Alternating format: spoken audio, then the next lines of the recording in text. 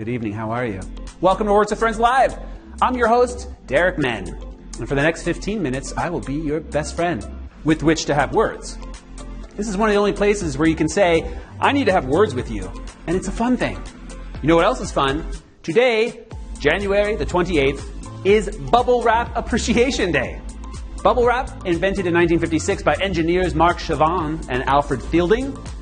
They were trying to design wallpaper, but you know what?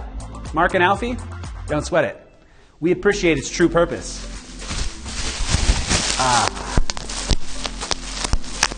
Yes, that's nice. You know, there's even a hashtag for it, hashtag Bubble Wrap Day. And there's a hashtag for this show, which is hashtag Words with Friends Live. And here's how you play this game. I ask you 12 questions, each with 3 multiple choice answers. You got 10 seconds to tap on the correct one. Answer all 12 correctly, you'll get some bubble wrap. No, just kidding. You get $5,000. I tried to fake you out, but Chris won't let me. He's smart. One wrong answer sends you to spectator mode, where you can still play, but for fun instead of money. Or you can use an extra life up to question 12 and stay in the game. Well, Derek, how do I get an extra life? Do I have to join a cult? No. Weird question. Sounds like you want to join a cult? It's much simpler. Before our game begins each night, we just put up a screen where you can tap and share the Words with Friends link. About 24 hours after your friend accepts, the extra life appears on your screen when you get an answer wrong. And hey, another reason to stick around? My sweet celebratory end of show dance moves. Here's a little taste. And just like my moves, our game is still in beta, so feedback is appreciated. Remember, we stream live, so connect to Wi-Fi for the best experience and make sure that battery is filled up. And for our first question tonight, we're starting off with our Words with Friends word of the day, breach. Ready? Here we go with question number 1. Which is a synonym of breach? Gap, sand, or singularity? Breach is also a 2007 spy thriller starring Chris Cooper and Ryan Philippe. Personally, I'm not a fan of those high body count, intense spy thrillers. I prefer the classic spy movies filled with whimsical humor, trench coats, and mustaches. You know, like nature intended. That's just me. But the correct answer is gap. You like how I left a nice gap there before I said that?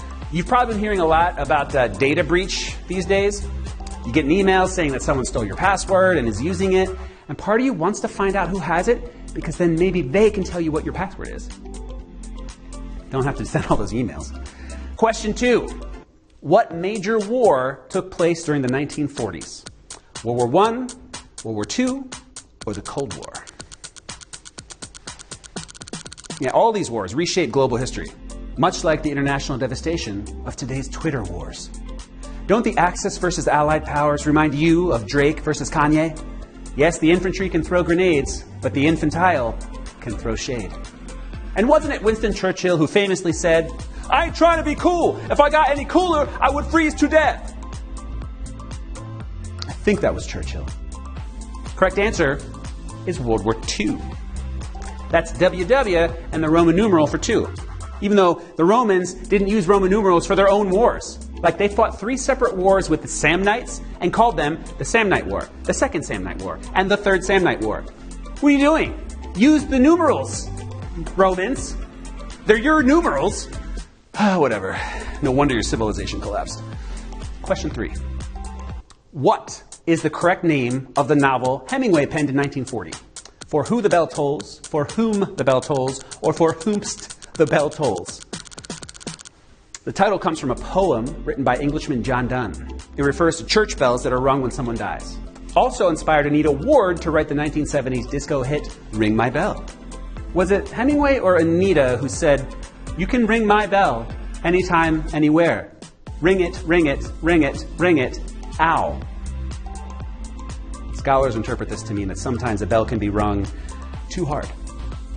Correct answer? For whom the bell tolls. And to quench your ravenous thirst for grammar, for is a preposition and whom is the object. All of my favorite novels feature prepositions. For Whom the Bell Tolls, The Sisterhood of the Traveling Pants, The Cat in the Hat. You know, classics. Question 4. How many teeth do most adults have? 22, 32, or 42 teeth? I don't know if you have time to count them.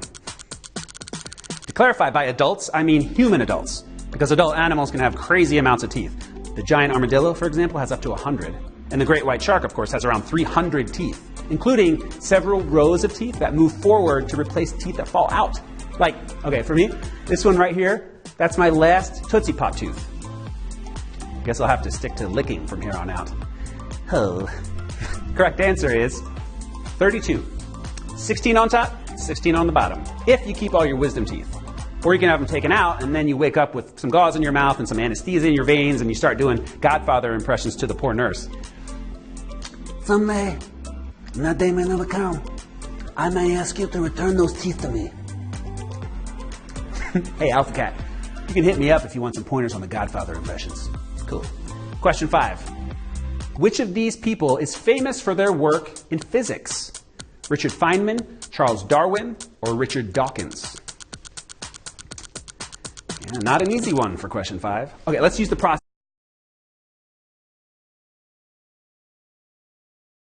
Okay, pass.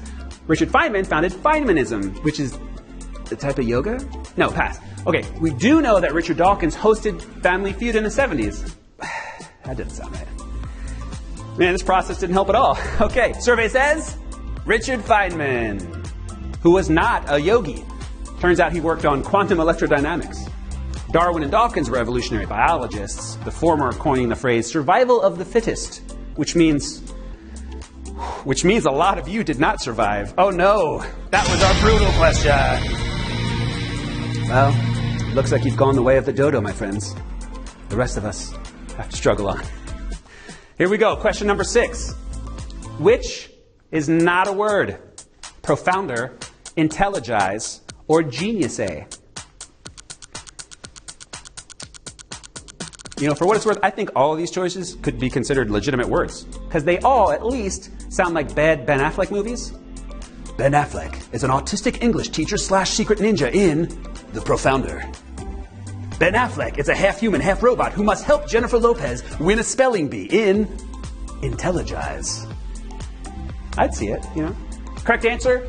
It's genius-a. It's like how a Canadian says, are you a genius, eh? No, profounder is the comparative form of profound. Intelligize means to think and understand. Genius-a, not a word. Oh, man. Is that back-to-back? Whoo! Back-to-back. Brutal. You guys, I still think Genius-a could be a movie, okay? Stay with me. Ben Affleck is a half-human, half-genie, and when Matt Damon rubs his lamp now, probably shouldn't go there. Yeah.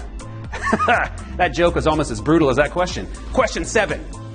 Lava is to viscous, as au jus is to blank. Viscous, liquid, or gradient. Friendly reminder, as beautiful and viscous as lava is, it's also exceedingly hot. If any of you lived in Pompeii in 79 AD, you know what I'm talking about. So, if you ever encounter lava from a volcanic eruption, please blow on it first, then you can eat it. Ha. Ha. Ha. Correct answer is liquid. That's right. Lava is viscous, but I prefer liquid hot magma. The phrase au jus is French, and it literally means with the juice. Man, there's a joke here about sharing a French dip sandwich with O.J. Simpson, but, well, that would be about as topical as my Dr. Evil reference. Question 8. A sunchoke is also known as what? A Jerusalem artichoke, an African calabash, or a Hamburg rooted parsley? That's weird. I thought a sunchoke was, you know, when you're having a picnic and you take a bite of watermelon and you say, "Ah, Penelope, the sun feels nice on my face after that long cold winter."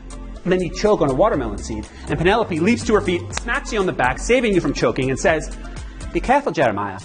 We're not out of the woods yet." And scene. Correct answer, a Jerusalem artichoke. Okay, yeah, because that was going to be my second guess.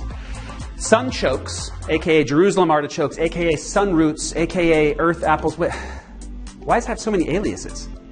Are sunchokes on the run from the law? Well, something went down in Jerusalem. I don't know. But I do know that it's time for question number 9. Which of these things waxes and wanes? A candle being used, moon visibility from Earth, or the concept of Stoicism? This always makes me think of the wax on, wax off scene from The Karate Kid, where Mr. Miyagi teaches Daniel martial arts by having him polish classic cars. Oh, does this mean I get to do a second Ralph Macchio impression? Okay. Oh, Mr. Miyagi, I gotta do the whole car? What am I gonna do fighting stuff? Nah, it still sounds like Christopher Walken. A young Christopher Walken. Wax and wane is to increase or decrease, just like the moon visibility from Earth, which is the correct answer. Stoicism is defined as the endurance of pain or hardship without the display of feelings. Kind of like when Daniel caught the fly with the chopsticks on his first try, and you know Mr. Miyagi wanted to just smack that smirk off his face, but he just kept it cool and stoic. Miyagi style. All right, question 10. Which is an antonym for flout? Compliment, observe, or not? And FYI, the word flout has nothing to do with flautas, which is a delicious Mexican dish reminiscent of the taquito. Yeah, it's supper time here on the West Coast, and all this food talk make me hungry. But they only feed me when I do a good job. Did I do a good job? Good job, Darren. Oh. The wrapper's on, you guys. So much for my treat. Correct answer is observe. Flout means defy, disobey, and ignore. The opposite of that is observe, which is to fulfill or comply. See, I observed. Did I do good? I don't want a ball. I want food. I didn't think so. It squeaks. Question 11. Which is not a kind of bird? Canvasback, osprey, or gooey duck? People who love birds are often members of the Audubon Society. They host outings where you can observe beautiful winged creatures in their natural habitats. The Autobahn Society is for Germans who like to drive over 100 miles an hour. One time, both societies had meetings at the same time, and that's why windshields were invented. The correct answer is gooey duck, which is not a bird, but a giant mud-burrowing bivalve mollusk found in the Pacific Northwest, and it looks like this. That's right, friends. Good luck trying to fall asleep tonight. And like the creepy gooey duck, you have dragged yourself along with your 4-foot tongue all the way to the last question. That's right. Whew, gonna need another treat to wipe that out of my brain. Question 12. For all the money. Which is a correct pronunciation of the word spelled G-A-U-C-H-E? It's one of those 3. Tap one of them. Well, I hope you're up to speed on your phonetic symbols, because that just looked like gibberish to me. Or maybe the Instagram handle of a hilarious Viking. I don't know. He's like, oh, yeah, hey, check out my pics. Yeah, this one's my breakfast. This one's my dad's funeral. We burned him on a big pyre. It was a lot of fun, yeah, you know. And this is me just, pillaging, normal stuff. Hashtag defenseless victims. Haha, whatever. The correct answer, folks, and the end of my comedy tour for this evening, is the third one. The one that says Geo upside down horseshoe snake that got caught in a revolving door. That was it. Whew. That was tough, you guys. So congrats. If you got all 12 questions right, you are tonight's winners. It looks like almost 400 of you won tonight's game. Woo! Yes. And look, we already have. Wow, that's quick. That means we already have our winners. Congrats, everybody. Whoa, this is awesome. All right, let's see. I'm going to give some shout outs right now to our winners. Shaza, USA. Okay, Superman 185. Good job. You finally beat the 184 other Supermans. M. Charles Nuts. Hey, man. There you go. Kevin L., The Greatness 99, Scott Menke, Hairspray Bandit. Oh, maybe you don't have to steal any more Hairspray Bandit. Maybe now you can afford to buy some. With that $13.19. Thank you to everyone for playing Words with Friends Live. Join us again tomorrow. Same time, same app, same guy making awesome jokes. And you can win another pile of cash. For now, head on back to the main game to check out our new weekly challenge, Chinese New Year. And folks, pay attention to the features in the main game because sometimes they help you in this game. Also, turn on notifications for Words with Friends now, and it'll remind you that you can see me again in just 23 hours and 45 minutes. I cannot wait. I've been your host, Derek Men, and this has been Words with Friends Live. Word up! Word out. Do I get a treat? No, I guess not.